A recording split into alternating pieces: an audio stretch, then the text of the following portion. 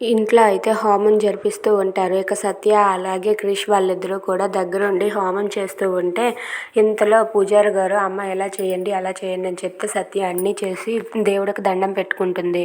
ఇక అది చూసి క్రిష్ అయితే చాలా సంతోషిస్తూ ఉంటారు. ఇంతలో మహాదేవ్ ఇలా అంటూ ఉంటాడు, ఏంటి కోడలి పిల్ల, ఈ ఈ హోమం ఎందుకు జరిపిస్తున్నామో తెలుసా?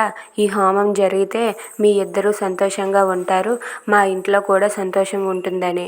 ఎందుకంటే మీ ఇద్దరు అన్యోన్యంగా ఉండాలి. మీ ఇద్దరు అన్యోన్యంగా ఉండాలంటే మీ ఇద్దరు జాతకాలు కుదరాలి. అది జాతకాలు ఎలాగైనా కుదిర్చేస్తాం, మీరిద్దరూ మాత్రం సంతోషంగా అన్యోన్యంగా ఉండాలి, అది చూసుకో అని చెప్పి అంటూ ఉంటాడు. ఇక పోతే జాతకాలు కుదరడానికి నీ పేరు క్రిష్ పేరు ఒక్కటి కావాలి, కానీ ఇప్పుడు నీకున్న పేరు సరిపోవట్లేదు. అందుకే ఈ హోమం జరిపిస్తున్న నీ పేరు మార్పించి క్రిష్కి నీకు ఒక్కటే అయ్యే జాతకం కుదిరేలా చేస్తాను. ఇదిగో ఇప్పుడే నీ పేరు మార్పించే పూజ చేయించుతున్నాను అని చెప్పి అంటాడు. అది విన్న సత్య అయితే ఒక్కసారిగా షాక్ అవుతుంది. ఇక క్రిష్ కూడా అలా చూస్తూ ఉంటాడు. ఇంతలో సత్య అయితే లేచి నిలబడి ఇలా అంటూ ఉంటుంది, నా పేరు నేను మార్చుకోవడానికి నాకు ఇష్టం లేదు, దయచేసి నన్ను క్షమించండి.